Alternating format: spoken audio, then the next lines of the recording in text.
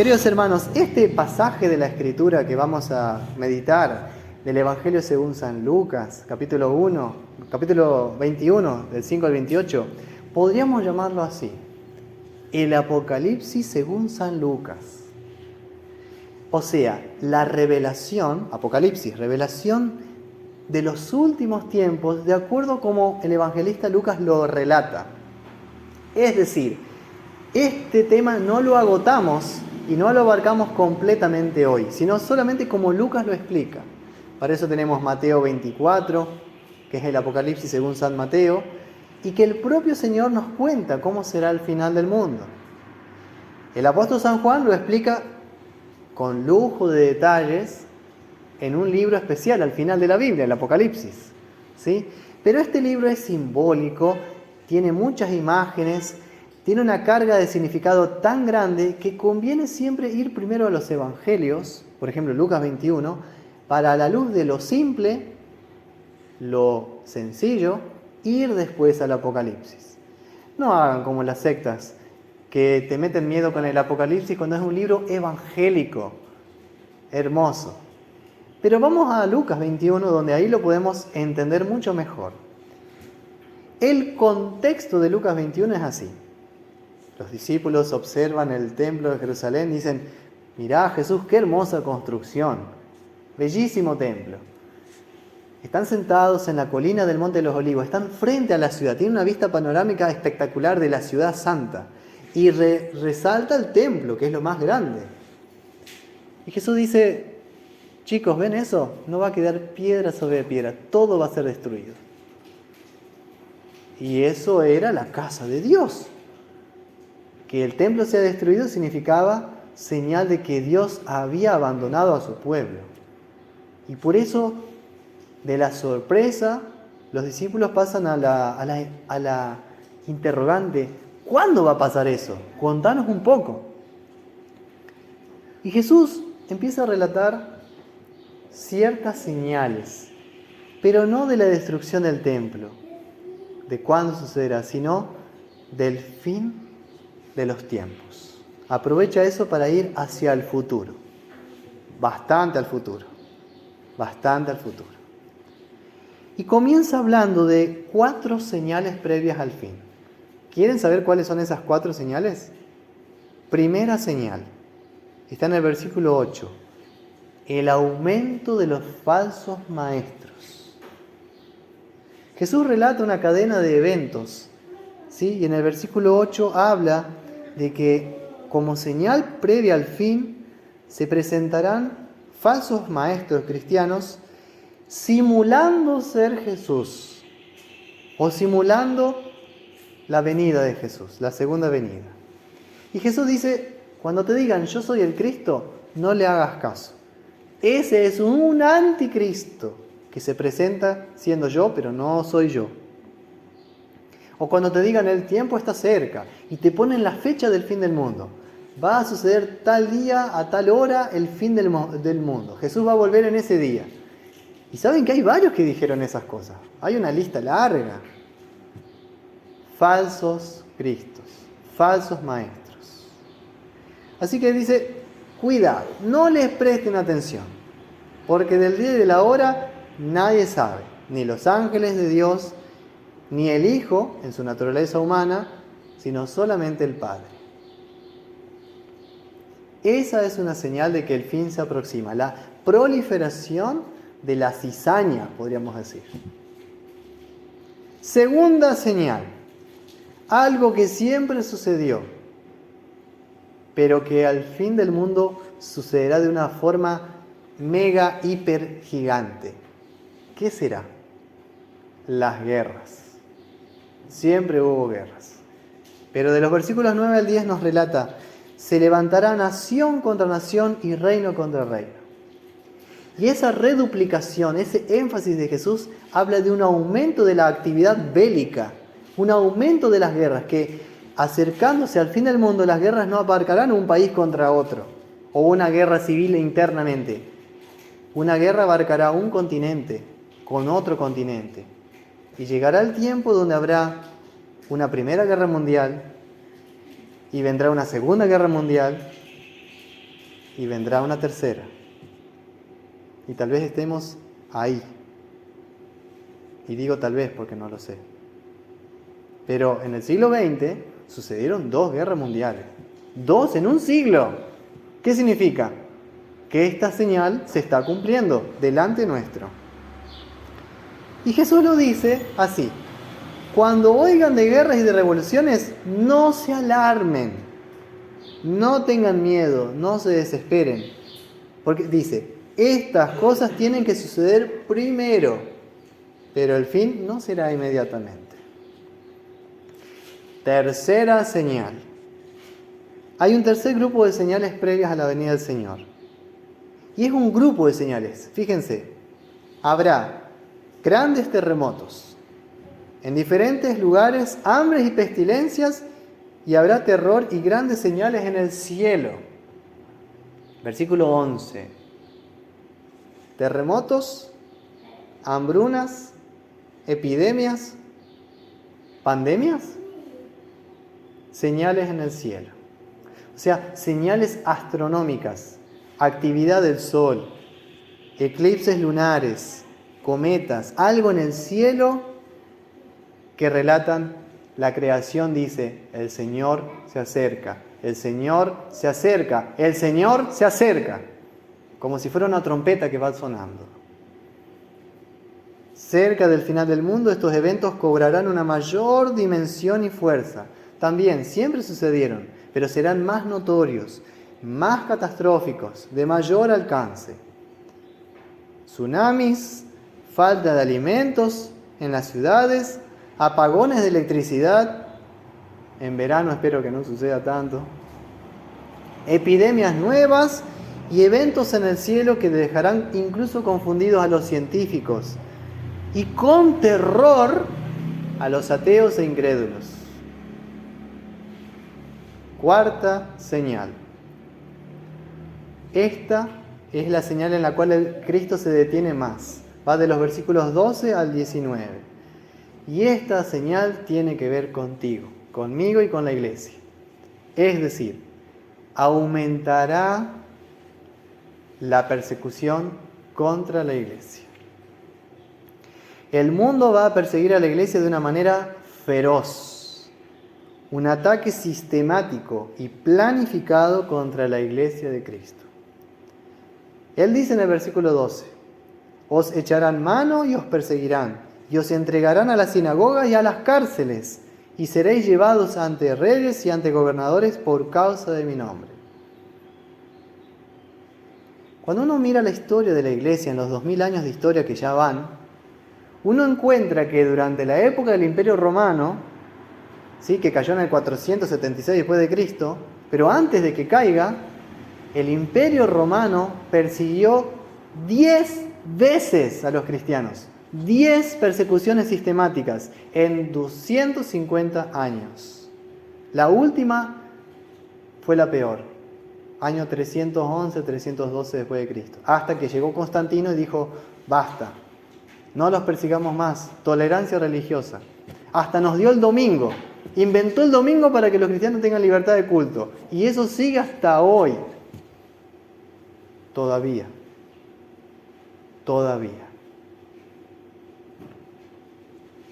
Esa fue la era de los grandes mártires, que iban cantando himnos a Dios al Coliseo romano. Mártires que eran puestos en aceite hirviendo y no sentían nada, en teoría, según lo que miraban los demás. Los ateos metían el dedo y les hervía la mano, cantando glorias al Señor. Y yo digo, qué fe, qué fortaleza, qué coraje. Y hablaban de tal manera que quedaban confundidos los paganos. Y Jesús prometió eso. Cuando llegue ese momento, no te preocupes en lo que vas a decir, porque el Espíritu Santo pondrá las palabras en tu boca para que queden sorprendidos a causa de tu testimonio. ¿Por qué va a suceder esto? ¿Cuál es el propósito de Dios en la persecución de la iglesia? Que permite eso. Dice, para testimonio. Para testimonio. Y la palabra testimonio, o sea, hablar de Jesús, la palabra testimonio significa mártir. Para que seas mártir, que seas testigo. Y Jesús ya te lo dijo, allá en Hechos 1:8. Y me seréis testigos en Jerusalén, en Judea, en Samaria y hasta lo último de la tierra. Ahora bien, después de hablar de las señales previas a la segunda venida, de los versículos 20 al 24, Cristo vuelve al principio, como que retornando del futuro a su presente, al tiempo de la primera iglesia, la primera generación, y les cuenta, bueno, ¿qué va a pasar con ese templo de Jerusalén? ¿Se acuerdan que yo les dije que no iba a quedar piedra sobre piedra? Bueno, ¿cuándo va a pasar eso? Y él dice, cuando vean a los ejércitos rodeando Jerusalén, ustedes cristianos, acuérdense de lo que yo les dije, salgan de la ciudad, no intenten defenderla, porque los judíos intentarán. Ustedes salgan de las murallas, si están en el campo, no vuelvan, dejen sus cosas y váyanse. Y eso se cumplió exactamente 40 años después de Cristo. Cristo dijo eso en el año 30, en la Semana Santa. En el año 70, el Imperio Romano se acerca a la ciudad de Jerusalén, la rodea durante 6 meses y la destruye completamente, comenzando por el templo. Los judíos sufrieron persecución, fueron dispersados por todas las naciones, esa es la diáspora judía, hasta el día de hoy. Y el Señor dice, ¿por qué permitió eso con el pueblo de Israel? Serán días de retribución. Y esa palabra significa, serán días de castigo a Jerusalén y a la nación, porque crucificaron al Mesías, mataron al Salvador. Eso terminó siendo de bendición para las naciones gentiles, que abrazarán el Evangelio. Y cuando se cumpla el tiempo de la evangelización del mundo, estos 2000 años o lo que falte, el Señor en su misericordia se acordará de las promesas hechas a Abraham, Isaac y Jacob, y de entre el pueblo judío también habrá personas que creerán que Cristo realmente es el Mesías de Dios. Y eso es algo tan hermoso porque se cumple en el siglo XX especialmente. Uno va empezando a ver judíos mesiánicos, hermanos de raza judía, pero que creen en el Salvador como nosotros, son cristianos. Y uno ve ahí cómo el Señor tiene dominio y control sobre los eventos de la historia. Al Señor no se le escapa nada. Tiene control sobre los eventos históricos, pero siempre con un fin misericordioso, justo y salvífico. Obviamente, se ve la mano de la justicia de Dios, que no tolera el pecado, no tolera la idolatría y castiga el pecado del hombre, pero para llevarlo al arrepentimiento y a la confianza en Cristo Salvador. Ese es el propósito con el cual Dios permite que sucedan ciertas cosas inimaginables, tristes y lamentables. Porque el Señor quiere que miremos a la cruz de Cristo, que en el dolor, en la tragedia, en el tsunami, en el terremoto, lo que sea, volvamos a mirar a la palabra de Dios, que es la única que nos puede explicar qué pasa realmente con la humanidad. ¿Y qué está pasando con nuestro Dios? ¿Qué está obrando y por qué lo hace? Y es para llevarnos al arrepentimiento y para darnos cuenta los efectos destructivos del pecado del hombre. Y que Dios, a pesar de que eso afecte el cuerpo, no quiere la perdición del alma, sino que las personas miren de vuelta a aquel que los salvó, que sufrió y murió en la cruz. Ahora, para terminar, ahora sí, Cristo vuelve al futuro, a la segunda venida. Ahora sí, llegó el fin. Versículos 25 al 28. Después de relatar todos estos acontecimientos, de las señales previas al fin, volver al tiempo de su generación, qué pasará con Jerusalén, volvemos ahora al futuro. Dice, habrá señales en el sol, en la luna y en las estrellas. Y en la tierra va a haber angustia de la gente, porque verán el mar, el bramido de las olas. mega tsunamis, podríamos decir.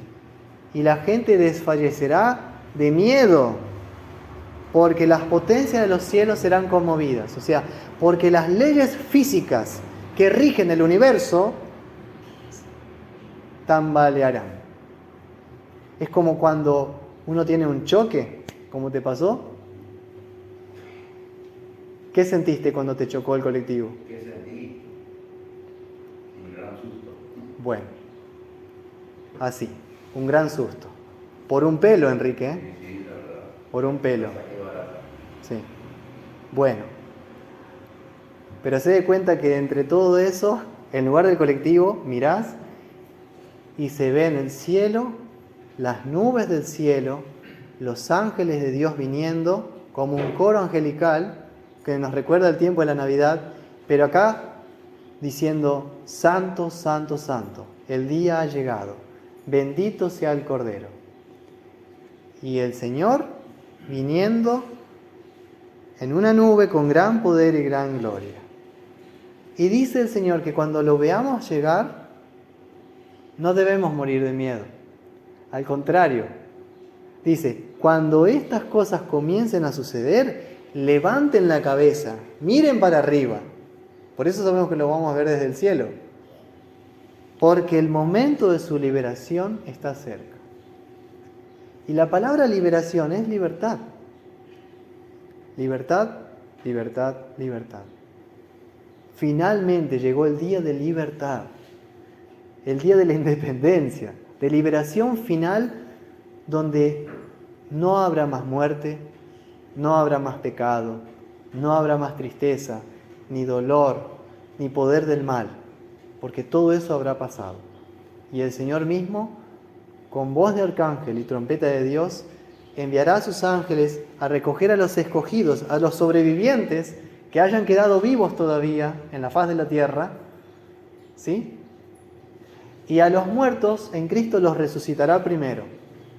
También los incrédulos, los que no creen en Cristo, resucitarán. Y ese mismo día que Cristo vuelva será el día del juicio final. Como hemos confesado siempre, ha de venir a juzgar a los vivos y a los muertos. A unos dará la vida eterna, a otros la retribución del castigo eterno. O sea, si esto el Señor lo dice, lo va a cumplir. Así que estemos preparados, porque el mundo y la creación entera pasará, pero las palabras del Señor no pasarán. Él lo dijo, cielo y tierra pasarán, pero mis palabras no pasarán. Mientras los hombres desfallecerán de terror al ver estas cosas, nosotros en ese último día, los que quedemos, será día de inmensa alegría, día de liberación, de libertad. Porque la esclavitud del pecado, la muerte y el poder del diablo y el odio del mundo contra Dios finalmente habrá acabado para siempre. Entonces enviará a sus ángeles, juntará a sus escogidos de los cuatro vientos, desde el extremo de la tierra hasta el extremo del cielo.